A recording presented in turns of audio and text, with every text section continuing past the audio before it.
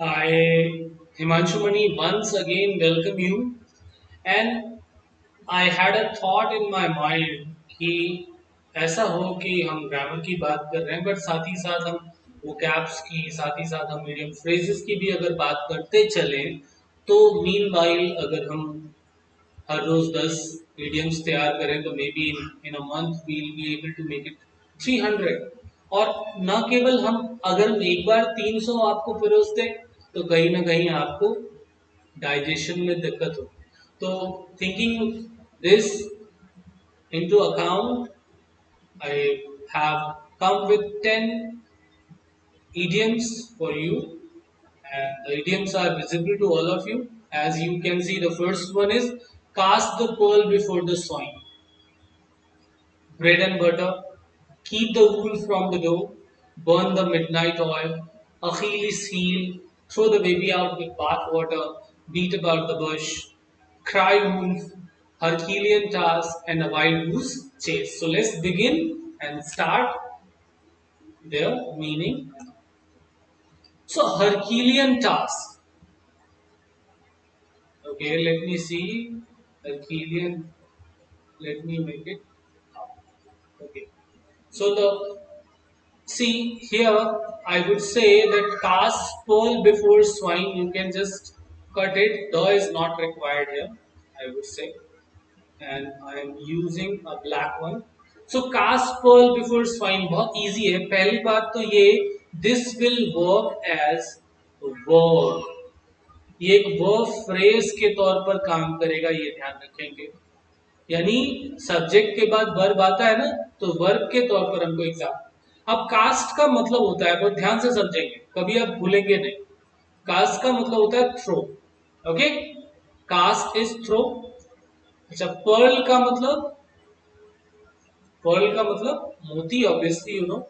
And swine means pig, यानी सुअर के सामने मोती फेंकना। तो इसका मतलब क्या होगा? टू गिव something valuable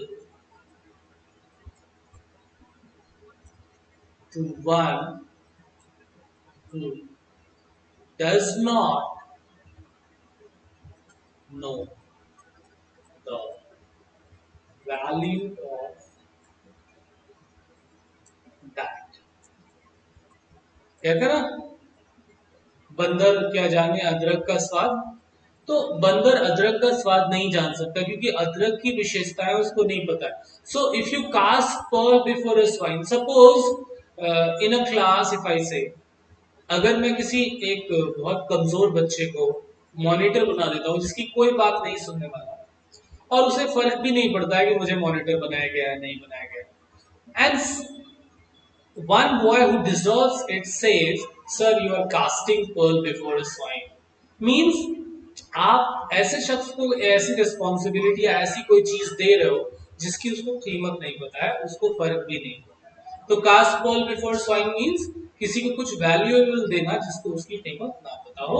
बंदर क्या जाने अदरक का साथ स्वाद, इस तरह। Bread and butter, bread and butter का बेसिक मतलब होता है डियर स्टूडेंट्स लाइवलीहुड। क्या होता है? लाइवलीहुड। लाइवलीहुड मतलब आजीविका का साधन। आजीविका का साधन। अगर मैं कहूं, अगर मैं इस ब्रेड एंड बटर को ले लूं और आगे लिखूं, bread and butter is not easy to earn. मतलब ब्रेड एंड बटर आजीविका का साधन कमाना आसान नहीं है। और आगे इसमें आगे ऐड कर सकते हैं नाउ और डेज, तो हो जाए। अब एक बात समझेंगे, ब्रेड एंड बटर का नॉर्मल मतलब ब्रेड एंड बटर भी होता है। जैसे अगर मैं कहूं bread and butter is my favourite breakfast, मैंने क्या कहा? ब्रेड एंड बटर मेरे फेवरेट ब्रेकफास्ट है। अब आपको समझना है कि सर ब्रेड एक है, बटर एक है, और एंड लगाया मतलब प्लस, तो फिर तो ये होना चाहिए ना कि bread and butter are my favourite breakfast होना चाहिए। नहीं भाई, ऐसा नहीं है। देखेंगे अगर कभी भी आप ब्रेकफास्ट में ब्रेड एंड बटर खाते हो तो आप कैसे खाते हो? आपने ब्रेड लिया, बटर की स्लाइस ली, बटर को उस पे लगाया और नाइफ से आपने उसको लगा दिया और फिर आपने उसको खा लिया। कभी आपने ऐसा देखा कि आदमी कोई ब्रेड अलग खा रहा है, बटर अलग चाट रहा है? Is this possible? नहीं है। तो ब्रेड एंड बटर एक साथ खाई जाने वाली चीज है और इसीलिए हम इसके साथ ये सिंगुलर आइडिया को रिप्रेजेंट करता है, that's why we use is. लेकिन मैं एक और मजेदार बात बता दूं आपको। अगर किसी दुकानदार ने अपनी दुकान पर लिखा है कि bread and butter is sold here, actually उसने इज नहीं लिखा है, उसने लिखा है आर सोल्ड हियर। अब आपने तो पढ़ के गए हैं कि अरे ब्रेड एंड बटर इज होता है, आप गए, उन्होंने कहा क्या बेवकूफी है तुम्हारी, ब्रेड एंड बटर इज होता है। तो उन्होंने कहा इधर आओ, एक तमाचा भाग यहां से, कौन टीचर पढ़ाया तुम? तो आप हमारा नाम मत हंसाइएगा। ध्यान रखिए, ब्रेड एंड बटर वो खा नहीं रहा है, bread and butter are sold here उसने लिखा है। ब्रेड और मक्खन यहाँ बेचे जाते हैं, तो वो अकेले आप ब्रेड भी खरीद सकते हो, अकेले आप बटर भी खरीद सकते हो। यहाँ पे दो कॉमोडिटीज की बात हो रही है और इसीलिए आर बिल्कुल सही है। तो देखेंगे ब्रेड एंड बटर के साथ इज लगाएंगे जब आप खाने के सेंस में यूज करेंगे, ब्रेड एंड बटर के साथ आर लगा रहे हैं जब आप किस सेंस में यूज कर रहे हैं इसको, किस सेंस में यूज कर रहे हैं? देखिए माइक ही भूल गया, उम्मीद है कि आवाज आ रही हो। तो ब्रेड एंड बटर को आप इस सेंस में यूज करेंगे, जब बेचने के सेंस में यूज करेंगे तो आर। और ब्रेड एंड बटर का एक मतलब तो होता ही है लाइवलीहुड, आजीविका का साधन। चलिए नेक्स्ट देख लेते हैं। Okay, keep the wool from the door, इसका मतलब होता है भुखमरी से बचना। कहते हैं to keep off starvation. Starvation क्या होता है दोस्तों? भुखमरी। देखेंगे अगर मैं कहूं, अच्छा ये भी एक वर्ब फ्रेज की तरह काम करता है, याद रखिएगा वर्ब फ्रेज है। कैसे काम करेगा? If I say I have enough money to keep the rules, plural बना लिया, फ्रॉम द डोर।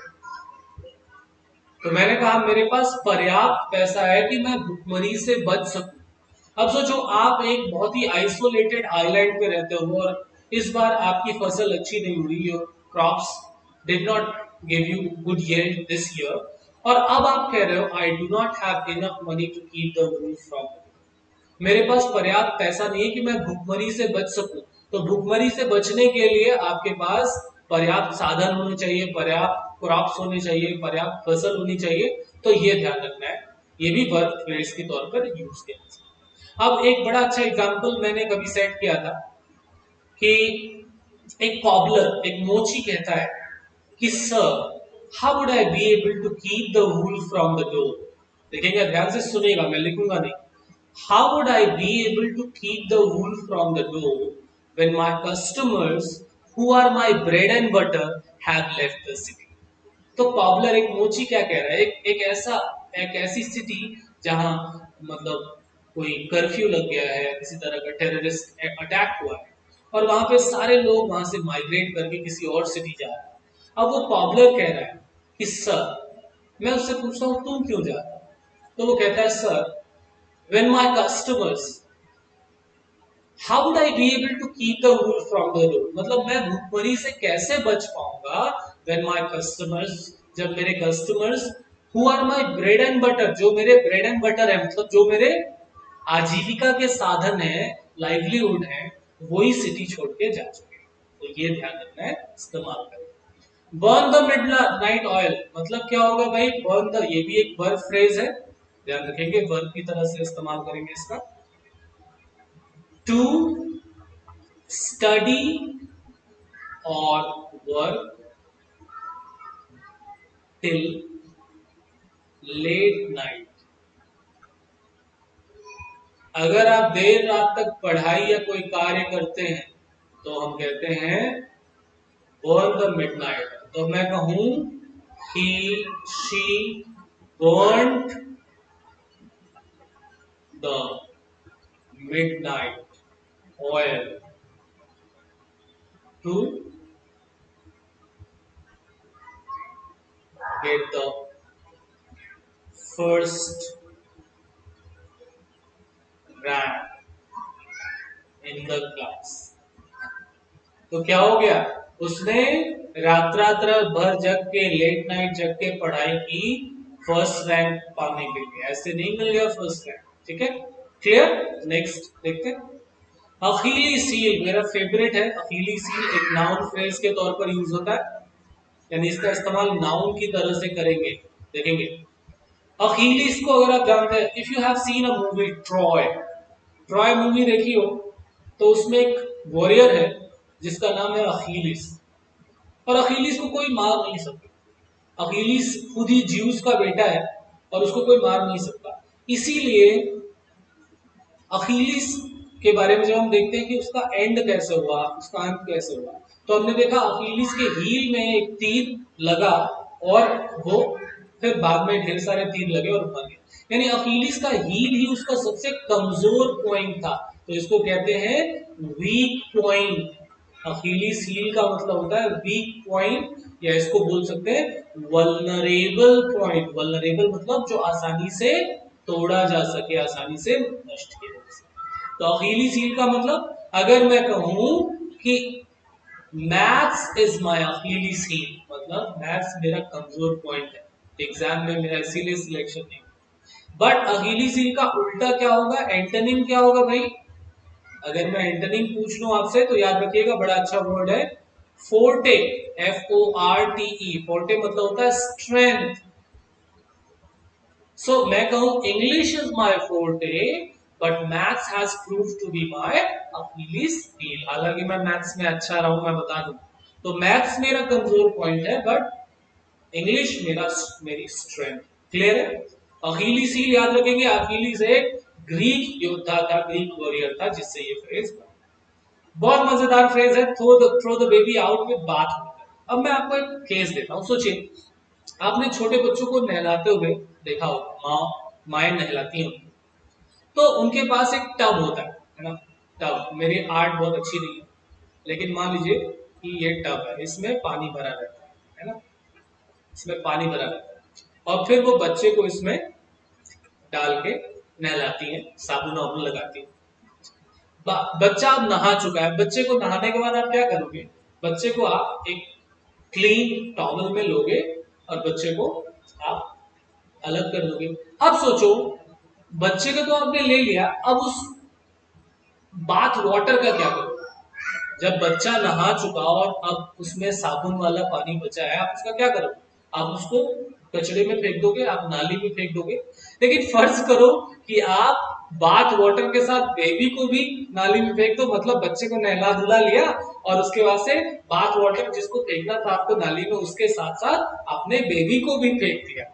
हाँ, तो बेबी नाली में चला जाएगा, अच्छा नहीं होगा। मतलब throw the baby out with bath water का मतलब क्या है समझिए, यानी to lose bad as well as good. समझेंगे? To lose bad as well as good, ये भी वर्ब फ्रेज के तौर पर काम करेगा, वर्ब की तरह से इसका इस्तेमाल करेंगे, ध्यान रखेंगे। यानी सोचिए अगर आपके फ्रिज में एक एप्पल है और आपने वो एप्पल खाना है, ठीक है, खाइए। अब जैसे ही आपने एप्पल निकाला और कहा आज तो मैं तुझे खाऊंगा, आपने देखा कि एप्पल थोड़ा सा रॉटन है, एक साइड का एप्पल थोड़ा सा रॉटन। आपने कहा ये क्या है, और आपने उसको फेंक दिया। आपने क्या किया? You through the baby out with bath water. क्यों? इफ यू हैड वांटेड, अगर आप चाहते तो क्या करते? आप उतना हिस्सा जो रॉटन था, जो थोड़ा खराब था, उसको नाइफ से काट के निकाल देते और बाकी का खा लेते। यानी बुरे के साथ अच्छा भी खोना। तो ध्यान रखेंगे, आपको throw the baby out with bath water नहीं करना है। लेकिन अगर मैं कहूं कि आपने खूब बढ़िया सा पुलाव बनाया, बढ़िया अरोमा उसका बेहतरीन है, आहा मजा आ जाए, और अचानक से एक छिपकली छत के ऊपर से उस पुलाव में गिर गई, अब आप क्या करेंगे, जो हिस्सा छिपकली वाला है वो निकाल के फेंक के बाकी चावल खा लेंगे, ऐसा करेंगे क्या? बाकी पुलाव खा लेंगे?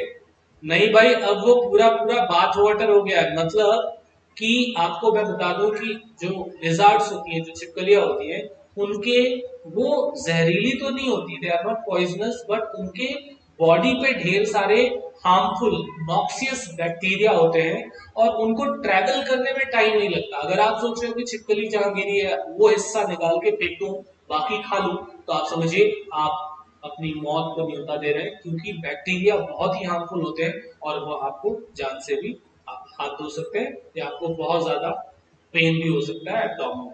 तो ये ध्यान रखेंगे, छिपकली के केस में पूरा ही फेंक दीजिएगा। ओके, चलिए नेक्स्ट देख लेते हैं स्लाइड। आखिरी है, beat about the bush. Verb के तौर पर काम करते हैं, not coming to the point. अगर आप इधर उधर की बातें कर रहे हैं, पॉइंट पे नहीं आ रहे हैं, तो इसको कहते हैं बीट अबाउट द बुश। अगर मैं आपसे पूछता हूं, अरे भाई कौन जीता कल के मैच में, इंडिया या पाकिस्तान? आपने कहा अरे भाई यार, कोहली की बैटिंग देखी होती तुमने, जो छक्के जो चौके, अरे भाई मैच कौन जीता? अरे सुनो, मजा आ गया, जो बॉलिंग की है ना बुमराह ने। अरे भाई, why are you beating about the bush, tell me who won the match, is it it? तो मैं उससे पूछ रहा हूं सेंट्रल थीम कौन जीता, और वो मुझे बता रहा है कि क्या हुआ, ऐसा हुआ वैसा हुआ। मतलब मुद्दे की बात पर ना आना, इधर उधर की बातें करना को हम कहते हैं बीट अबाउट द बुश। वैसे दोस्तों, मैं आपको बताना चाहूंगा, अभी इसका मतलब होता है coming, not coming to the point. But ये टर्म, ये जो फ्रेज है, ये इडियम है, ये 16th सेंचुरी में आया। कब आया? 16th सेंचुरी में। और तब इसका इस्तेमाल यूफीमिज्म के तौर पर किया जाता था। यूफीमिज्म का एक फिगर ऑफ स्पीच है जिसका मतलब होता है हिंदी में प्रयोक्ति। प्रयोक्ति मतलब style in which something unpleasant is said in a pleasant manner। यूफिमिज्म क्या कहलाता है? एक ऐसा स्टाइल जिसमें हम किसी अनप्लेजेंट बात को प्लेजेंट मैनर में कहना चाहते हैं।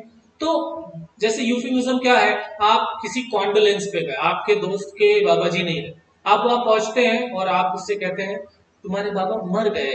मर गए क्या? कब मरे? बहुत अच्छा, बहुत बुरा लगता है जब कोई मरता है, मरना अच्छा नहीं, मर गए, अच्छा कब मरे? आप you are again provoking him and he might slap you. आप किस तरह की बात कर रहे हैं? इसलिए आप ऐसा नहीं करते कि अरे वो मर गए, आप जाते हैं कहते हैं yes I came across your grandfather is no more. आप क्या बोलते हैं? Your grandfather is no more और I came across yes he has passed away.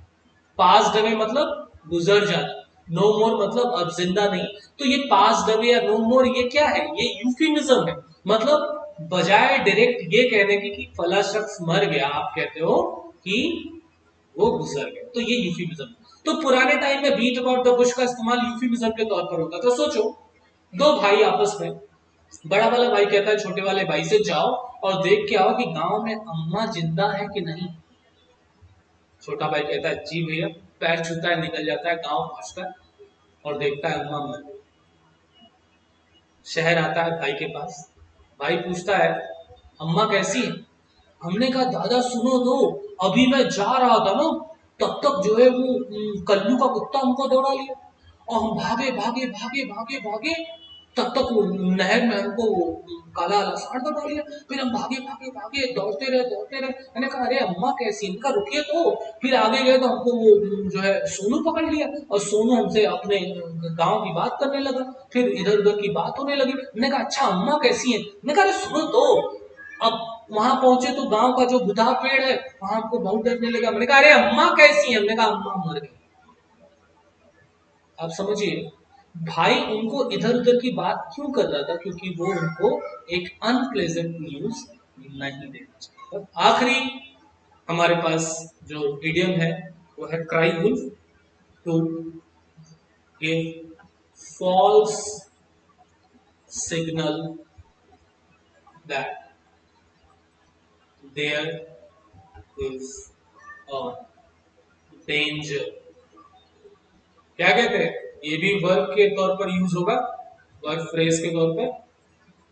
आपने सुना होगा, ये बड़ा मशहूर फ्रेज है हिंदी में। एक गडेरिया था और वो रोज गांव वालों को परेशान करता, अरे भेड़िया आया बचाओ, भेड़िया आया बचाओ, भेड़िया आया बचाओ। जब लोग आते तो कहता हा हा हा, कोई भेड़िया।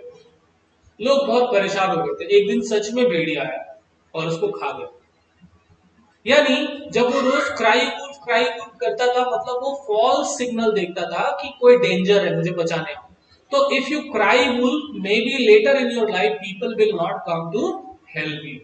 Is this clear to everyone?